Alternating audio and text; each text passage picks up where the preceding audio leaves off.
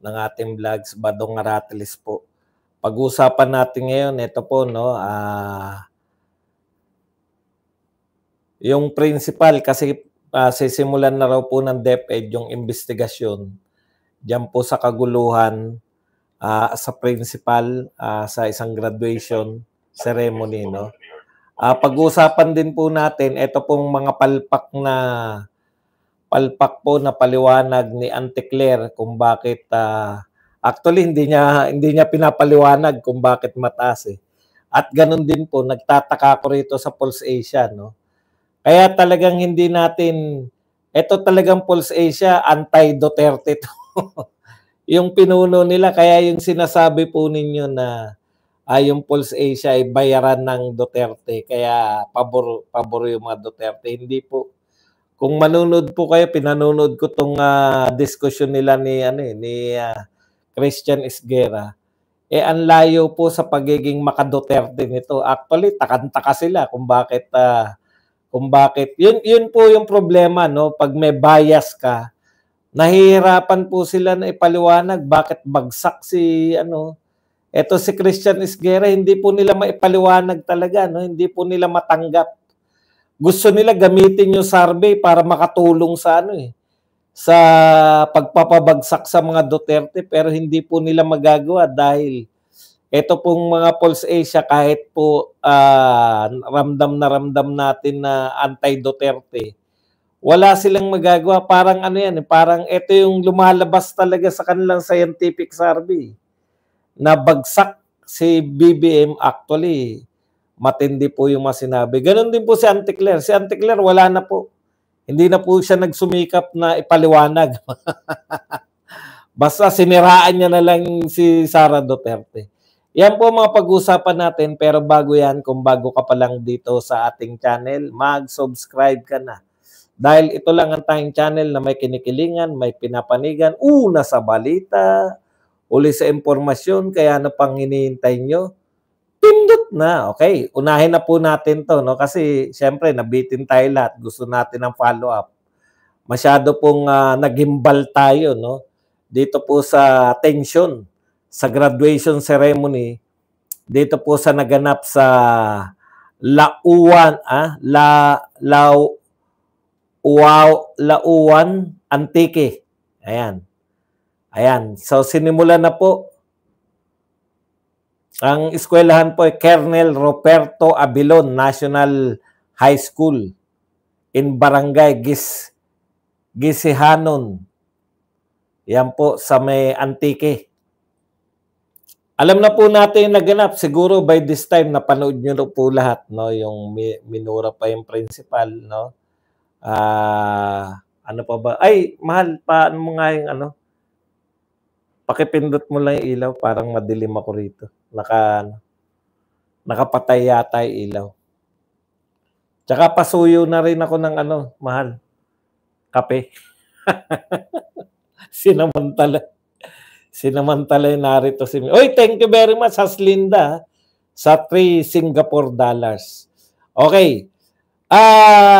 Sinerch ko talaga, no? Kasi siyempre, ano ba talaga yung sinasabi ng DepEd order? Bawal ba talaga ang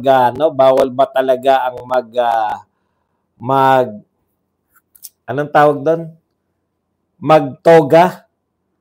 Ito po, nilinaw po ng DepEd na hindi po nila pinagbabawal. Ayan po, under DepEd order number 009, series of 2023, at DepEd memorandum number 27, series of 2025, prescribed attire for graduation and moving up ceremonies includes casual or formal wear or the school uniform. Ito po ang hindi siguro naintindi ni Ma'am Principal. The toga or sablay may be worn as an optional supplementary garment. So, yan po, pwede pong formal, ibig sabihin, barong Tagalog. Pag formal po, di ba, barong at saka, Amerikana. Pwede naman pa. Kung or school uniform, hindi siguro na kukuha ni Madam yung or pwede rin po na optional yung toga or sablay. Ito po yung sinasabi ko sa inyo, no? Hindi po pwedeng pagsabayin yung toga at saka sablay. Pag sablay po, ang pinili ninyo, sablay. Yung parang sash. Yung parang, kasi UP nagpauso niyan eh, yung sash. Wala pong toga yung UP pag gumagraduate yung UP. Nakaano po sila, nakasablay or sa madaling maunawaan yung SAS. Parang yung mga SAS ng mga Miss Universe, ganun. Okay, yan po yung pagpipilian ng eskwelahan. O katulad po ng, hindi po talaga bawal yung toga, pero hindi po rin po pwede na nakatoga na kayo, nakasablay pa. Kaya nga or eh. Kaya yun po titignan nyo, or lang yun. School uniform, tapos papatungan nyo ng toga or sablay. O yun, dun ako nalilito, saan nagkagulo? No? Saan po sila nagkagulo ng mga teacher at ng mga estudyante? Bakit po humantong na graduation na ay dalawa po yan eh. Hindi po miscommunication sa tingin ko to. Ito po ang classic case ng walang komunikasyon. Wala talagang komunikasyon po. Pwede bang mangyari yun na akala ng principal eh hindi magtotoga mga bata, akala naman ng mga teacher nakatoga? Pwede bang mangyari yun? Ano?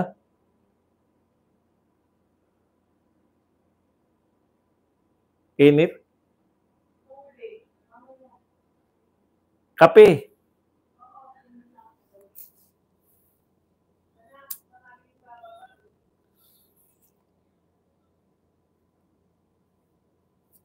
Okay. Naintindihan po ninyo, hindi po pwedeng parehong sabay na masunod.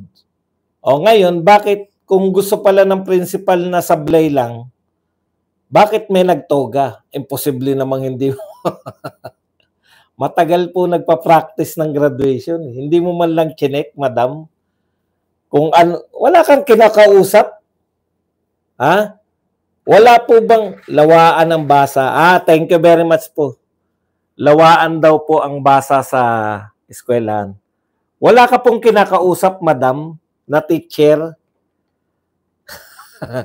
Ano po yan, madam? Nagpapasya yung mga teacher na hindi mo alam. Kasi, imposible po talaga. Ngayon lang po ako nakarinig. Ngayon lang po ako nakarinig na hindi po alam ng principal kung ano po yung isusuot ng mga bata. No? Hindi niya alam, hindi siya aware na magtotoga yung mga bata. Hindi siya aware na may nagpapaarkila ng toga. Meron nagsabi rito eh. Yung mga taga lawaan.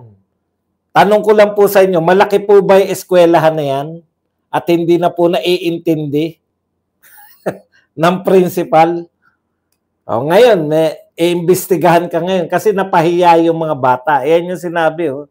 DepEd reiterates its directive to all school officials to uphold the highest standards of professionalism, compassion, and respect in implementing policies ensuring at all times the protection of the rights and dignity of every learner. Yung ba namang graduation, nag-sermon ka, sa tingin mo, may dignidad ka pa? Hindi, wala pa po ako nakitang principal na ganyan, nag-sermon sa panahon ng at pinahubad pa. Hindi naman.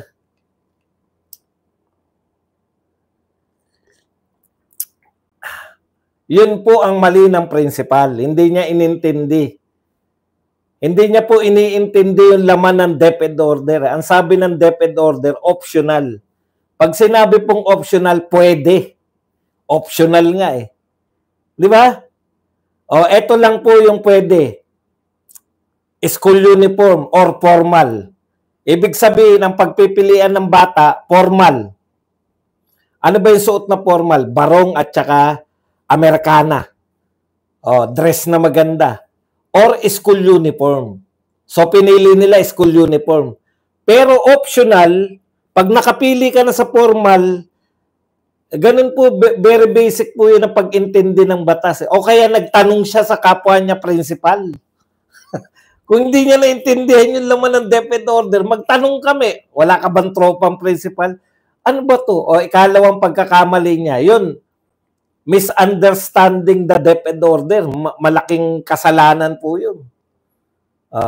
Di ba? Malaking kasalanan po yun. Hindi mo naintindihan yung DepEd order. Meron ka namang superintendent, nagtanong ka sana. Sige, ingat kayo, ingat. Di ba? Kung hindi ka sigurado na sa DepEd order, kasi siyempre, ano ba ako kasi maintindihan ko maintindihan ko yan eh. Simple lang, biruin mo. Formal or uniform. Pinili mo siyempre uniform dahil mahirap ka eh. Pero kung mga private yan, siyempre pipiliin nila formal, di ba? Pero pag mga private public, uniform lang. Tapos nakalagay doon, optional, toga, or sablay. O yun ang hindi inintindi na ni Ma'am. Hanggang doon lang siya sa uniform ba or formal. Kaya yun po, malaking kasalanan yun. Ikalawa. Okay. Alam niyo po, napakamakapangyarihan po ng PTA. Alam niyo po ba yun? Kahit ang PTA po, pag sinuggest po nila, ginusto po ng PTA, halimbawa, pinagbawal talaga yung toga. Tapos sabi ng PTA, gusto namin. No, minsan lang gagraduate yung anak namin, gusto naman namin, taon-taon gumagraduate dito, nakatoga. Gusto namin, magtoga naman ngayon. O yan, pagpapasya, may sinasabi kayo pagpapasya ng PTA. Di ba? Pinagpasyahan daw ng PTA yun. Mga kapatid, merong pagpapasya yung PTA, hindi mo alam. Huling approval kasi yung principal eh. Hindi ko talaga maintindihan. Pasensya na. Isang eskwelahan ka lang. Lahat ng nangyayari dyan sa school mo, dapat alam mo. Yung ba naman, puta, ano isusuot nila? Sablay o toga? Hindi pinaalam sa'yo? Nagulat ka? Kaya mo, the reason na pinahuhubad mo yan, kasi nagulat ka. Hindi sila sumunod sa'yo, di ba? Wala talaga kasi lang komunikasyon. Kasi po, may parada pa. Kung ayaw niya talaga, hindi. Ang principal pa rin masusunod. Halimbawa, sinabi ng PTA, napagkasunduan na po namin magtoga. Pag ayaw pa rin ng principal, i-insist niya yun na ayaw niya. Kaya lang, sasama lang loob ng PTA, pero walang magagawa. Ang nangyari, paano nangyari na nasa program na, magpapahubad ka ng toga. Yun ang hindi ko naunawaan. Is either hindi sumunod sa iyo yung mga teacher mo na pinagtoga nila. Alangan naman magkusa yung mga bata. Hindi naman po magkukusa magtoga yan. Is either sa'yo din galing yan or sinuway ka ng mga teacher mo. Anong klase kang leader kung hindi na naniniwala? Sa bagay, may kilala tayong leader na ganyan. Sinasabi na walang jurisdiction ang ICC. Di ba? Paulit-ulit yan. Sabay pinakulong sa ICC si Tatay Digong. Pwedeng mangyari talaga rin. Kung mahina ang isang leader. O kahinaan ng principal yan. Opo. Kahinaan mo yan, madam. Maniwala ka sa akin.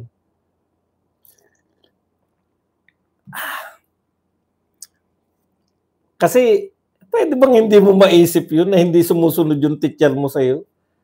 Kung talagang i-insist mo na hindi sila magtoga, kaya mo yan, principal ka. Di ba? Okay, ikalawa, pwede mo pang maawat yun na hindi ka magsasalita sa mikropono. Nakita mo pa lang nakaparada. Nakita mo pa lang na nakapila sa parada yung mga bata. Ano sasabihin mo na? Uy, Bakit kayo nakatoga? Sino nagsabi sa inyo niyan? Pwede mo na sitahin. Uy, advisors, pahubad niyo yan. Oh, eto pagkakaintindi ko. Hindi kasi baka akala ng principal, ang pasya nila, nakasablay lang sila. O sash. Para madaling intindihin. Oh, yun po yun. Akala niya, sash yung napagkasunduan. Hindi po niya alam na toga pinagkasunduan.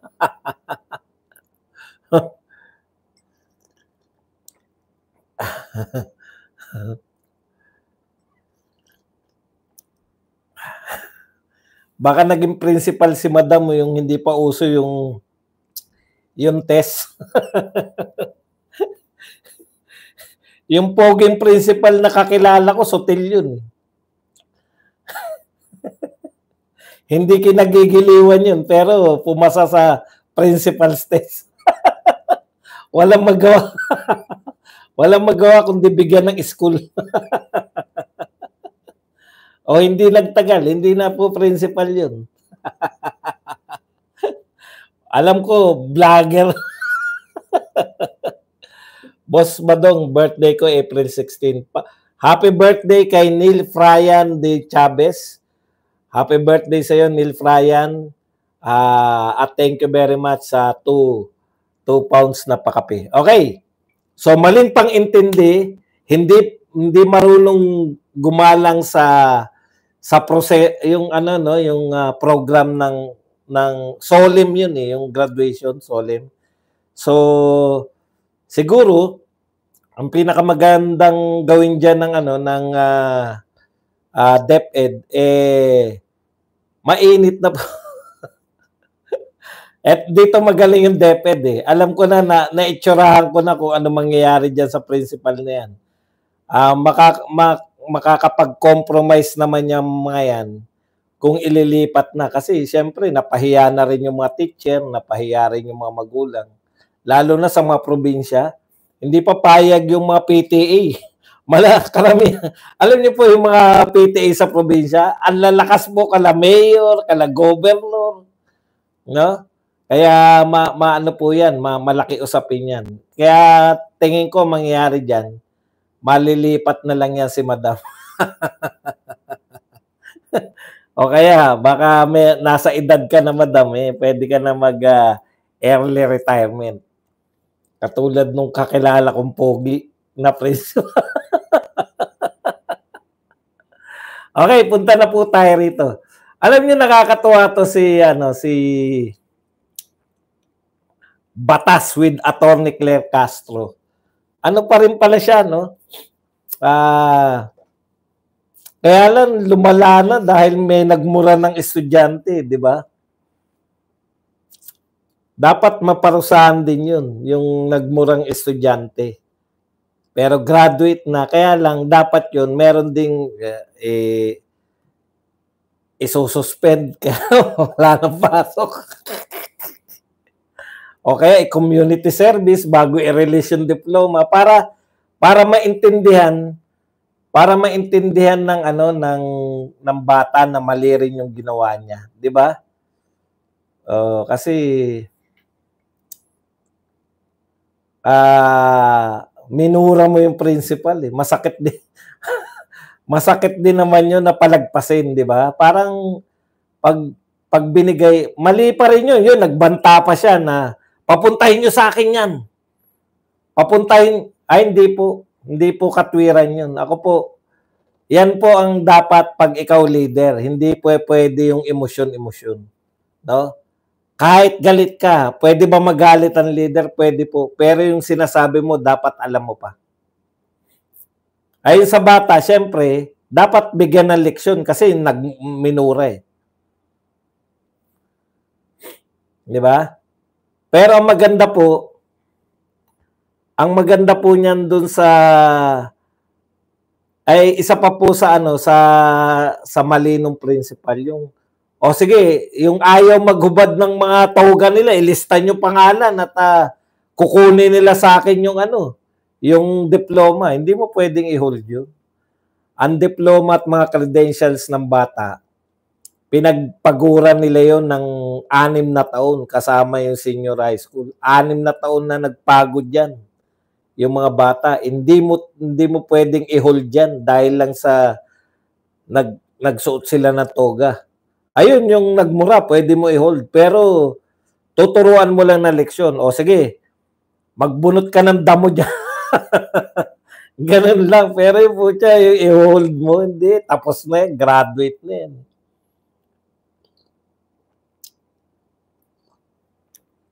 Maganda naman, di ba? Maayos naman sila lahat. Naalala ko, kami talaga, kahit na ano lang so. ang tawag pa. Natatandaan ko, sinabi, Trobinize. Basta Trobinize. Trobinize? Hindi ko nga alam ko.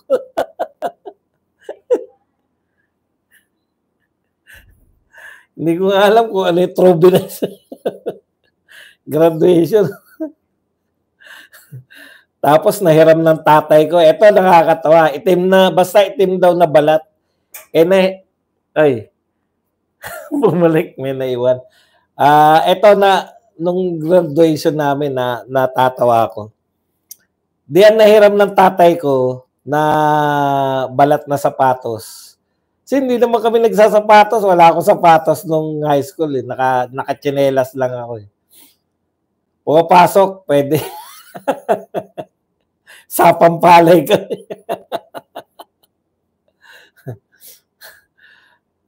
Ang nahiram po na sapatos, kulay brown. Brown. Kasi hindi naman kami bumili ng sapatos para isang araw lang na graduation.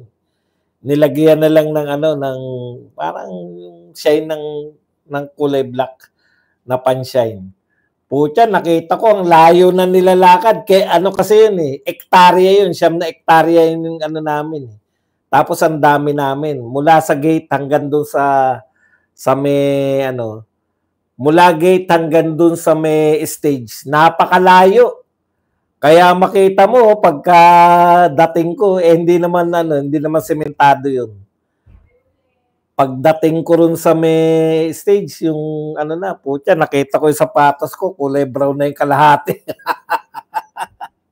Pero wala kami pakialam. Masaya kami, gagraduate, di ba? Pa-picture. Okay. Balik na po tayo rito sa topic natin. Ito po, 17 hours ago, kino-question ni Batas Attorney Claire Castro. BP Sara, bakit tumaas ang trust rating? Pare-pareho po sila, no? Kunwari nagtatanong sila ng bakit tumaas ang rating, pero babanatan nila si BP Sara na kesyo wala namang ginagawa yung Vice President, na kesyo hindi daw dapat mataas yung approval rating.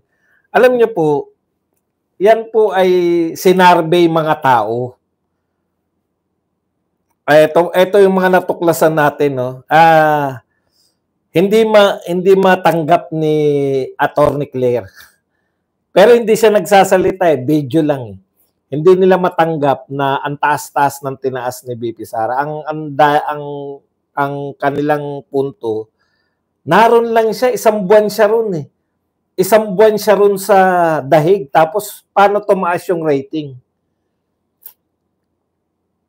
Hindi nyo ba alam kung gusto kasi nilang palabasin na nagbakasyon si BP Sara Yun po yung turning point ng tao para magalit na ng tuluyan kay BBM. Hindi nyo po, hanggang ngayon po ba, hindi nyo pa rin maintindihan? Ito po, kami lagi nila inaakusahan ng disinformation, di ba? Pero sino po yung tunay na nagdi-disinformation? Tignan nyo, matapos pong ipakita na mataas yung rating ni BP Sara. Ito po, ang sinabi, di ba? BP Sara, ang banat na kagad dyan ni Attorney Claire matapos niyan. Pero ano yung katotohanan? May bat Pero, ayan, ito raw po ang katotohanan.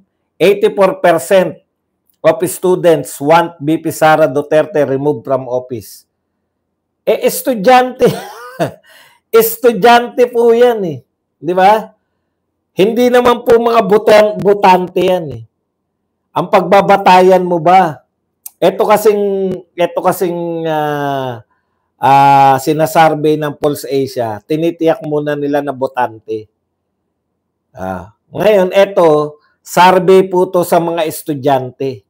Hindi naman po lahat ng botante ay estudyante. So, 84% mataas daw po ang may gusto na ma-remove si BP Sara. Una, anong survey yan? CSI. Narinig nyo na ba yung CSI? Malamang hindi pa, di ba?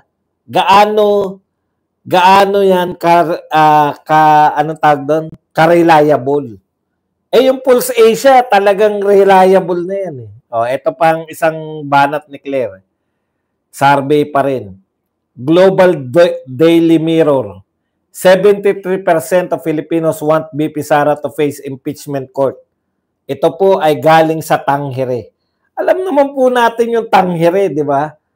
Yan pong Tangere survey na yan. Talagang kailan lang po sumulpot yan. At yan po ay sa Manila Bulletin. Manila Bulletin po yan. Yung WR numero, kung hindi ako nagkakamali. Sa isang dyaryo din yan. Inquirer yata yan.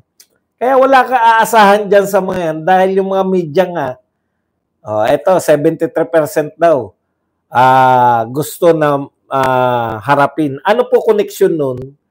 Sa mataas na impeachment, sa mataas po na trust and approval rating ni BP Sara. Wala. 'Di ba?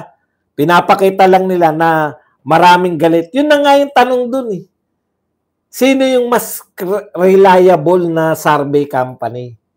Bakit wala nagko-question sa Pulse Asia at saka sa SWS?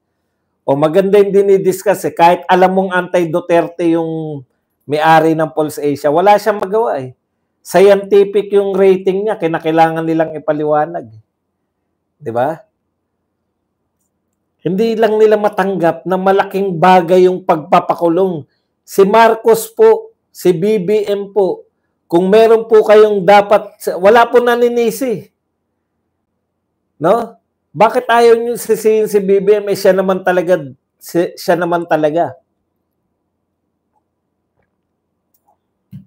Ang may kasalanan ng lahat. Kaya bumagsak sila lahat. Lalo na siya. Ang laki po ng binagsak. At alam nyo po, ang laki po ng boto ng yung polarized kasi ngayon eh. Ito po yung pinapaliwanag ni nung pangalan ng Pulse Asia na yun. Yung presidente ng Pulse Asia. Ang pinapaliwanag niya, NCR ang laki. Biglang umakit yung ng Duterte.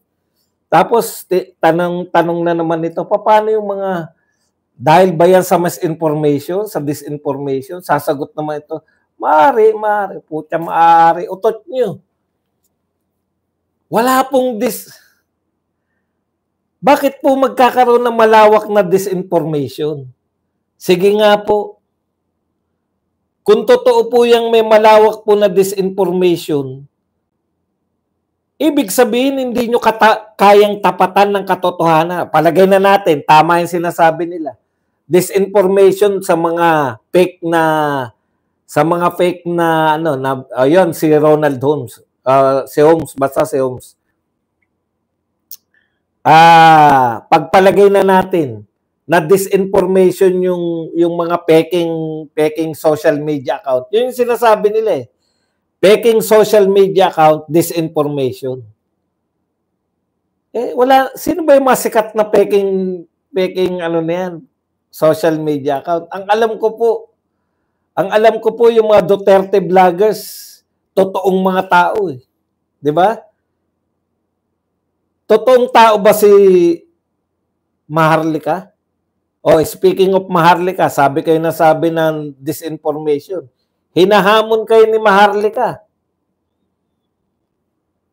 Hinahamon si BBM at saka si NBI. Nasampahan siya ng kaso sa Amerika. American citizen niya.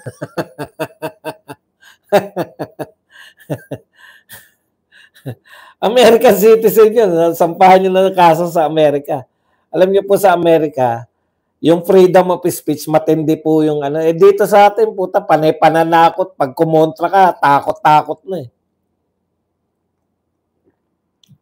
kanina inintindi ko lang yung sinasabi ni Marbil na hindi raw totoo yung mga napabalitang mga malalaking.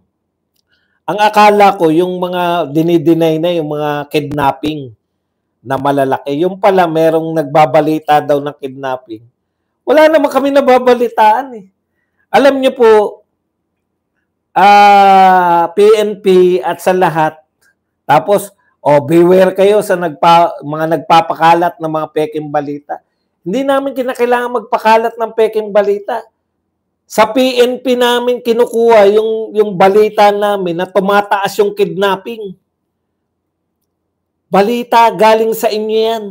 Kinakailangan pa bang pekein yan? Kayo na nga naglabas niyan eh. Tumataas yung kidnapping. Hindi naman, yan ba naman hindi naman kinakailangan ng ipeke pa yan. Meron daw nagpapakalat ngayon. Hindi naman matukoy kung sino yung nagpapakalat. Imagine niyo, may nangyari na pong ganyan eh, yung Madam Claudia, di ba sinasabi niya? Sila rin nagpapakalat ng fake news. Tapos, sila yung nagbibigay sa mga DDS. Yung mga, nagka-ideya ako dun eh. Kasi dami talagang mga maling impormasyon na binibigay sa iyo. Kaya sabi ko, hindi na ako. Sariling research ko na lang ang gagawin ko. Mapapahamak lang kayo. Tapos, sabi ni Madam Claudia, pag tinapik yan ng mga DDS, kami rin ang babanat, di ba? Sila babanatan lang. Etong gobyernong to, hindi. Kaso agad eh. Oh. Kabubunyag pa lang, katitistigo pa lang ni... Anong pangalan nun? Yung badingdong din na bumaliktad daw. Pebbles. Si Pebbles. Biruin nyo, ang bilis eh. Kinasuhan na kagad eh. Anak ng si Talakera.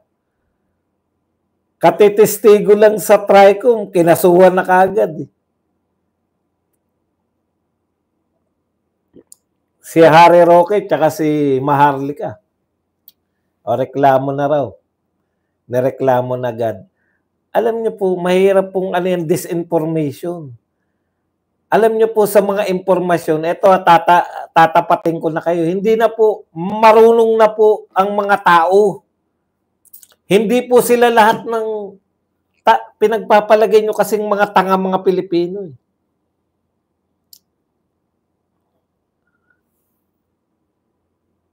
Pinagpapalagay nyo po na lahat ng makita namin sa social media, pinapaniwalaan namin. Hindi po kami naniniwala na basta-basta.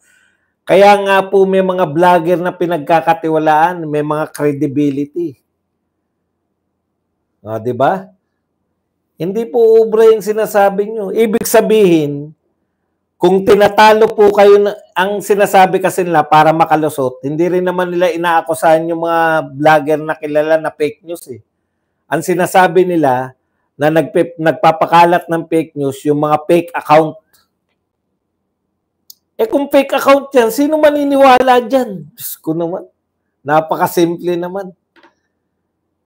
Kayo ba? Naniniwala kay basta-basta kung lalo na yung mga walang mga mukhang yung mga post lang. Marami na pong naglipanan na po, marunong po yung mga tao. Una pong tinitignan nila sino yung nagbabalita. Vlogger, nakatiwa-tiwala. Hindi basta vlogger ha.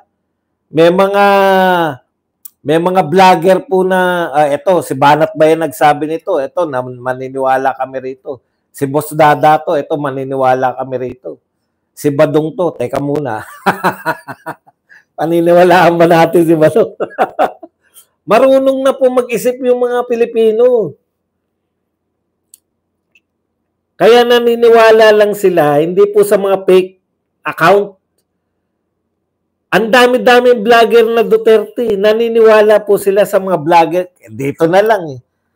Boss, narinig mo na ba yung sinabi ni Maharlika? Boss, narinig mo na ba yung sinabi ni Tio Moreno? Narinig mo na ba yung sinabi ni Ka Eric? Marunong na pong Alam na po nila na laganap din. Laganap din po yung mga fake news. Kaya ayaw rin po nila na fake news sila. Kaya depende po sa pinaniniwalaan. Ang problema, kayo, media, yan sila, Esguerra, si Anticler, panay disinformation.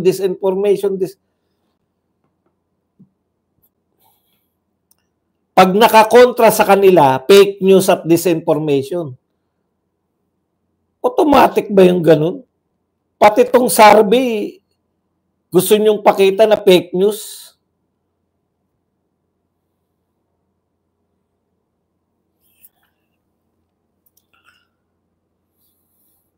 Sabi ng NBI, hindi nila pinag-iinitan yung mga pro-Duterte. Pero ang kinasuhan nila, di ba? Ang kinasuhan nila si Maharlika. Si Maharlika tsaka si kinasuhan na ba si Maharlika o sinampahan ng reklamo? Si Maharlika tsaka si Roque. Tapos sino pa yung dalawa na Duterte rin? Meron pa silang kinasuhan na Duterte. Duterte vlog. Kalimutan ko na kung sino yung sinampahan nila eh. 4 yun eh. Di ba may dalawa pa? Si Sas tsaka si Sas ba kinasuhan nila? Sino pa isa? Ayun. Si Cardema. Di ba? Si Cardema tsaka si hindi. Si Cardema tsaka si Lambino. Panay Duterte. Cardema at Lambino.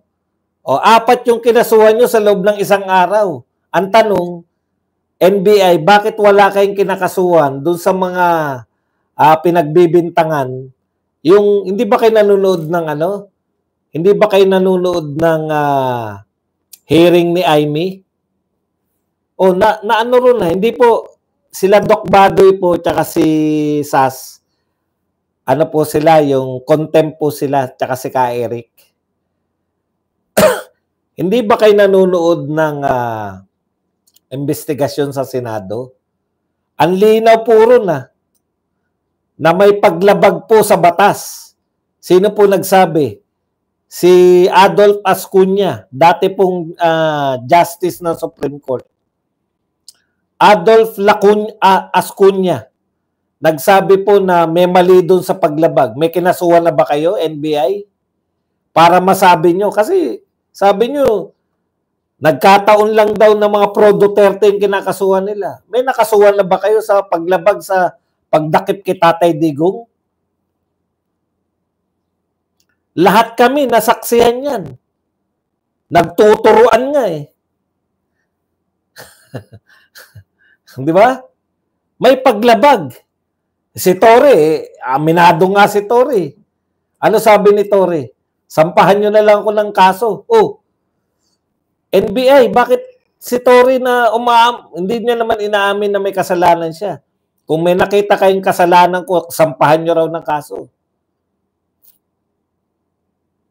Aminado si Torre na hindi niya pinapasok si BP Sara. Binasa ni Senator Alan Cayetano yung batas na nagsasabi na hindi mo pwedeng pigilan.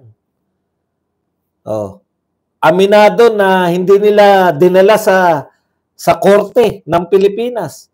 Malinaw po na dapat dalhin sa korte yung kay Adolf Ascuña. Dapat may makasuhan doon, NBI. Bakit hindi kayo nagkakaso? Pagkakampi ni Marcos. Tapos magre-react kayo na hindi nyo pinag-iinitan yung mga Duterte. 4 na pro-Duterte ang kinasuhan ninyo. Sa loob ng isang araw. Tapos, dahil lang sa sa sinabi ni Talakera, bakit may nag-question na ba kay Talakera kung saan niya nakuha yung impormasyon niya? Umami na nga si Talakera, wala siya ron nung nagpalabas ng video. Di hearsay lang yun. Bakit